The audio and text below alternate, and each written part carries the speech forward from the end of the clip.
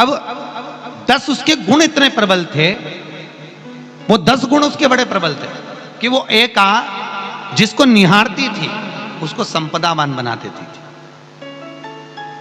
जिसको देख लेती थी उसके जीवन में वो आनंद की अनुभूतियां करा देती थी। एका जिस मार्ग से जाती थी उस मार्ग के द्वार खोल देती थी। एका का पुण्य इतना पुण्य प्रखर। पद्मावती और लक्ष्मी ने कहा, महाराज ये बेटी आपके द्वारा निर्मित हुई है, इसका कन्यादान करना चाहिए। हमारे यहाँ हिंदू धर्म में रीति है, जिस दिन कन्यादान करा जाता है उस दिन व्रत रखा जाता है। अब आजकल रखते कि नहीं रखते हो मालूम नहीं, और कन्यादान करते समय व्रत रखा जाता है। व्रत रखना, एका का कन्यादान करना है। भगवान बोले कन्यादान करें, किसको दें?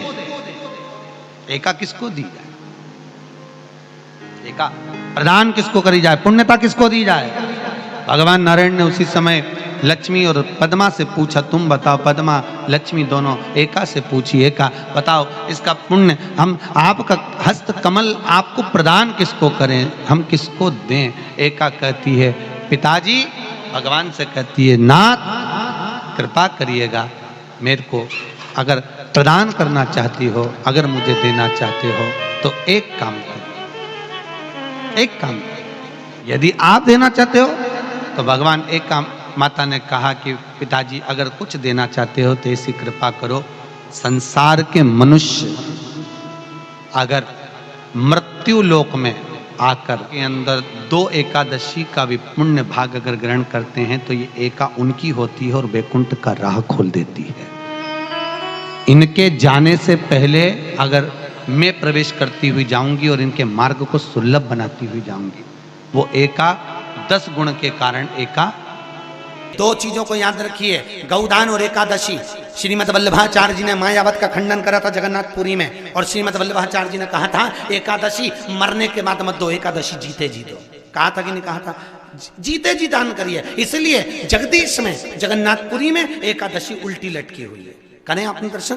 जगदीश में एकादशी को उल्टा लटकाया, क्यों? क्योंकि वल्लभ ने कहा कि एकादशी जीते जी दो। कई पंडितों कहते हैं तुम्हारे दादाजी मर गए, जब 12वें का दिन होता है ना तो पंडित जी संकल्प छुड़ाते हैं, देव एकादशी। बड़े बेटे ने 5 दे दी, छोटी बहू ने 3 दे दी, उसने 2 दे दी, उसने 2 दे दी, तो क्या तुम्हारे दादाजी भिखारी थे जो तुम्हारी एकादशियां लेकर जाएंगे? और तुम कौन होते हो दादाजी को एकादशी देने वाले? तुमने कौन सा इतने पुण्य कर लिए जो तुमने एकादशी दे दी? एकादशी के दान की महत्वता श्रीमद् वल्लभाचार्य जी ने कहा कि कोई व्यक्ति अगर खटिया पर सड़ रहा है, पलंग पर तड़प रहा है, हॉस्पिटल में पड़ा हुआ है, तो निवेदन है कि उसको देखने जाओ तो अपनी करी हुई एकादशी में से 2 एकादशी का दान उसको तुरंत दे दो। क्यों? तो जिससे उसको मोक्ष मिल जाए, मरने के बाद नहीं। क्योंकि मरने के बाद तो वो 10वें के दिन, गरुड़ पुराण में लिखा है 10 दिन तक जीवात्मा घर की अटारी पे रहती है। कितने दिन? 10 दिन। 10 दिन के बाद जीवात्मा चली जाती है। कहां जाती है? उसको जहां जाना है। 3 दिन में उसको भोग भोगना पड़ता है जीवात्मा को। 3 दिन नरक का भोग भोगती है, उसके बाद स्वर्ग का भोग भोगती है। 18 दिन में ये प्रोसेस पूरी हो जाती है। कितने दिन?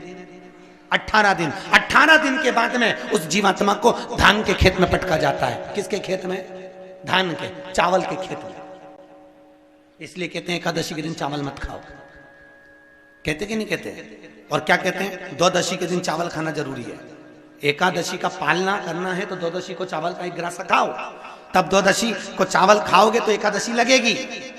चावल नहीं खाओगे तो एकादशी नहीं लगेगी। द्वादशी को चावल खाना जरूरी है। क्यों कहते हैं? क्योंकि धान के खेत में जीव को छोड़ा जाता है, उस धान के खेत में, चावल के खेत में जीवात्मा रहती है। उसको चिड़िया खाती है तो चिड़िया के रूप में जन्म लेता है, मनुष्य खाता है तो मनुष्य के रूप में जन्म लेता है। इसलिए एकादशी के दिन चावल नहीं खाया जाता, क्योंकि एकादशी के दिन हम चावल खाएंगे तो जीव हत्या का दोष लग जाएगा। फिर कब खाना है?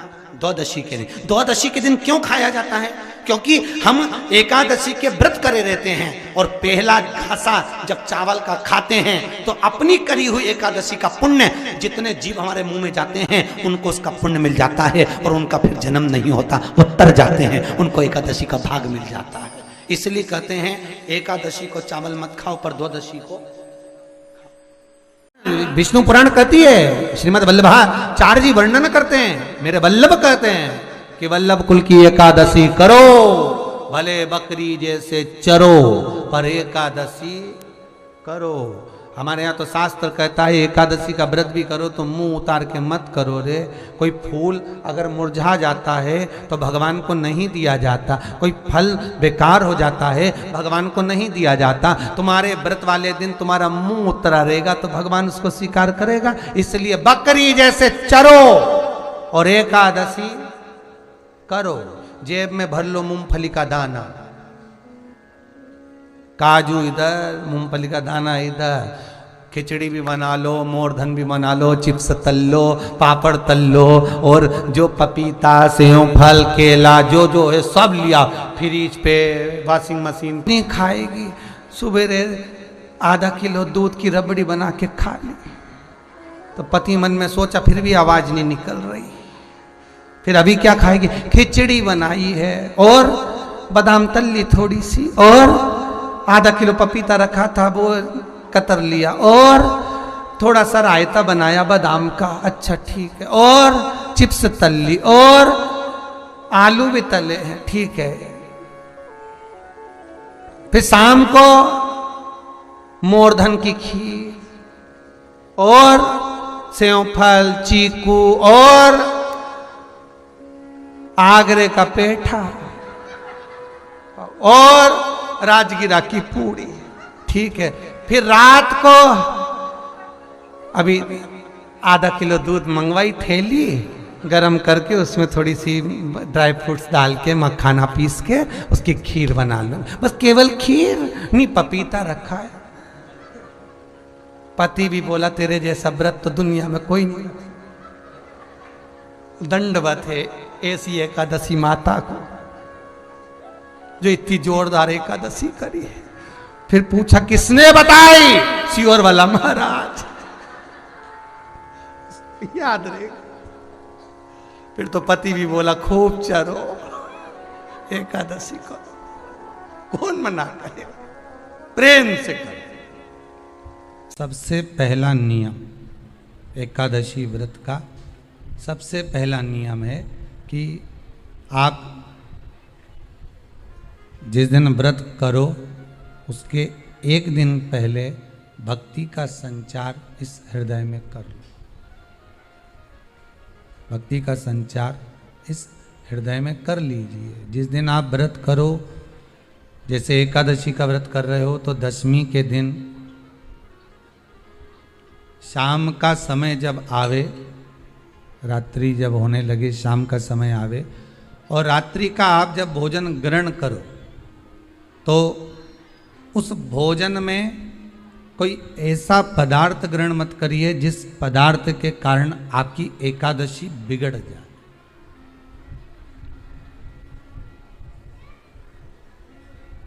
कोई बेकार भोजन हमें ग्रहण नहीं करना, श्रेष्ठ भोजन ग्रहण करिए दशमी के। और एकादशी का दूसरा नियम बहुत ध्यान से सुनिएगा। जिस दिन आपकी एकादशी का व्रत हो उस दिन प्रयास करिएगा कि अपने हाथ से किसी भी वृक्ष की कोई पत्ती टूटे ना। अपने हाथ से किसी भी वृक्ष की, पौधे की, किसी भी वृक्ष की पत्ती अपने हाथ से ना टूटे। बहुत ध्यान दीजिएगा महाराज। एकादशी का ये दूसरा नियम है कि अपने हाथ से किसी पौधे की, किसी वृक्ष की, किसी डाली की कोई पत्ती टूटे ना, कोई पत्ती ना टूटे, इसका प्रयास करिए।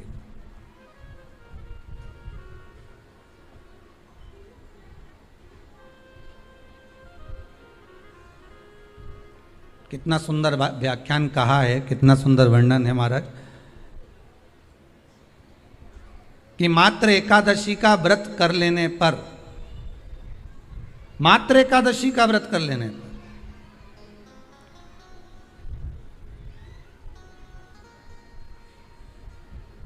जो पूर्व में किया गया हमारा पाप कर्म है, हमने किसी जीव की हत्या करी है, हमने किसी को कष्ट प्रदान करा है, हमने किसी को अपशब्द कहा है, हमने किसी को ताने दिए, हमने किसी को आड़ा टेढ़ा कहा है, हमने किसी को गालियां दे दी है, मात्र एकादशी का व्रत ही कर लेने पर ये सारे जो दोष हैं वो समाप्त हो जाते हैं।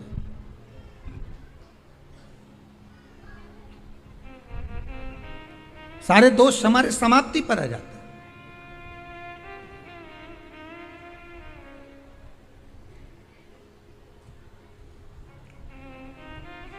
अब एक विचार करिएगा थोड़ा सा अपने मन में, अपने चित्त में, अपनी वृत्ति में एक बात उतारिएगा, एक अपने मन में एक बात को उतार कर रखिएगा कि आप अपने पाप को, अपने पाप कर्म को जिस दिन छिन्न करने वाले हो, समाप्त करने वाले हो, अपने पाप को आप जिस दिन समाप्ति पर लेकर जा रहे हो, तो उसके एक दिन पहले आपको प्रसन्नता होना चाहिए कि नहीं होना चाहिए कि कल मेरा पाप कटने वाला है, कल मेरा पाप समाप्त होने वाला है। जो मैंने पाप कर्म करा है वो समाप्त होगा, जो मैंने पाप कर्म करा है वो कल समाप्त हो जाएगा। तो एक दिन पहले आपके चेहरे पर प्रसन्नता हो कि ना हो?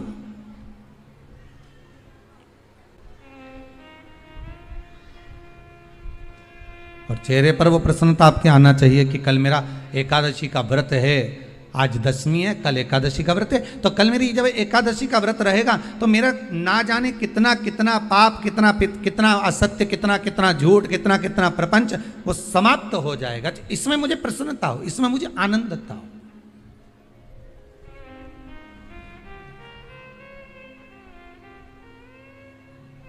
तो क्या कहा गया कि प्रयास करिएगा कि एकादशी के दिन कोई वृक्ष की, कोई डाली की, कोई कोपल की कोई पत्ती ना तोड़ी जाए।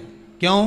तो कहा अगर उस पत्ती को हम तोड़ देते हैं, वृक्ष की पत्ती को या क्यारे में लगी हुई कोई डाली की पत्ती को हम तोड़ देते हैं तो एकादशी का पुण्य फल प्राप्त नहीं होता, एकादशी का कोई फल हमारे खाते में नहीं जाता, पुण्य फल प्राप्त। अब फिर भले तुम चाहे तुमने मोरधन खाया हो, चाहे तुमने फिर चिप्स खाई हो, चाहे तुमने फिर व्रत का कितना ही सामान खा गए हो और तुमने सोचा कि आज मेरी एकादशी है, तो फिर उसका कोई फल प्राप्त नहीं है, उसका कोई सुख प्राप्त नहीं है आपको, फिर उसका कोई आनंद प्राप्त नहीं है आपको, फिर उसमें कोई आनंद की अनुभूति आपको नहीं मिल रही है। एक विश्वास के साथ आप शिव को मनाने के लिए, शंकर को मनाने के लिए जाते हैं। कुछ नहीं है आपके पास, हमारी सामर्थ्यता नहीं, आपकी सामर्थ्यता नहीं कि आप भगवान की कोई सेवा कर लें।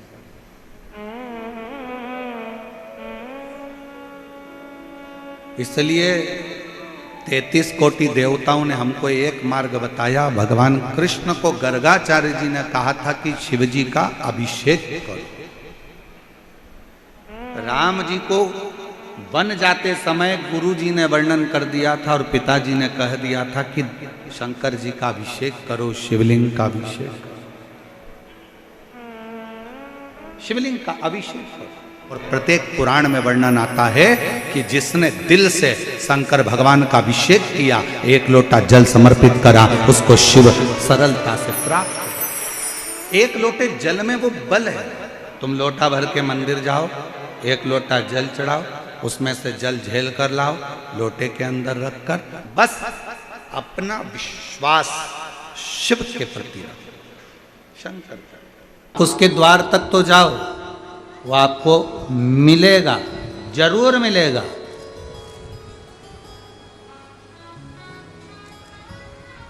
और एक बात कहें मेरी जीजियों और मेरे जीजाओं, बहुत सावधानी से सुनना। कभी योग लग जाए आपको, कभी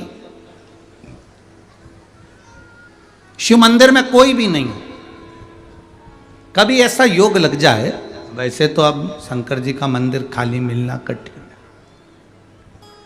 पर कभी अगर आपको ऐसा योग लगे शिव मंदिर में कि अकेले हो आप, कुछ भी नहीं है आपके पास में, चलेगा। अगर जल हो तो ठीक, बेलपत्र हो तो ठीक, ना हो तो भी, अकेले हो, गाड़ी से जा रहे हो, रोड के किनारे पर एकांतेश्वर महादेव मिल गए, कहीं पेड़ के नीचे बैठे थे, अकेले बैठे हैं, ना उनके पास पार्वती जी है ना गणेश जी है। कहीं कहीं एकांतेश्वर महादेव तो ऐसे हैं कि वहां नंदी भी नहीं है, किसी किसी पेड़ के नीचे भगवान रोड के किनारे बैठे अकेले शिवलिंग, और तुम वहां से निकल कर जा रहे हो। कभी प्रयास करना 2 मिनट के लिए गाड़ी रोकना, ड्राइवर से कहना भैया थोड़ा रुक जा 2 मिनट, मेरे को बाबा बैठे हैं जरा बात तो कर लो थोड़ा।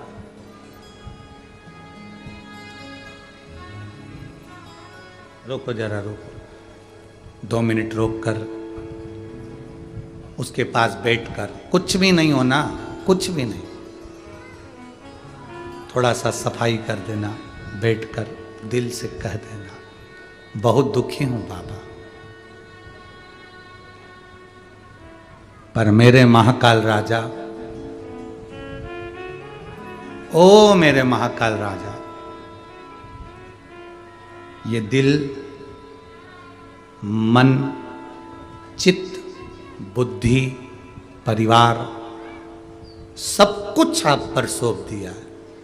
अब मेरी जिंदगी के निर्णय मेरे महाकाल राजा आपको लेना है, और मैं जानती हूं आप मुझे गिरता हुआ नहीं देख सकते क्योंकि आप काल अधिपति हो।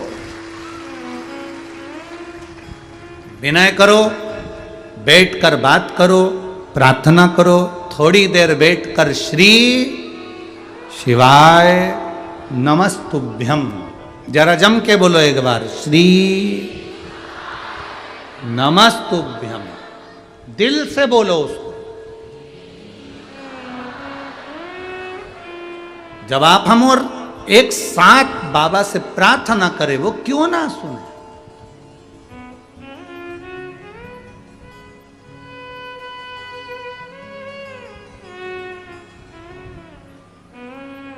मुझे तेरा ही सहारा है मेरे भोले बाबा, मैंने तुम्हें ही पुकारा है मेरे भोले बाबा। आप सबसे निवेदन है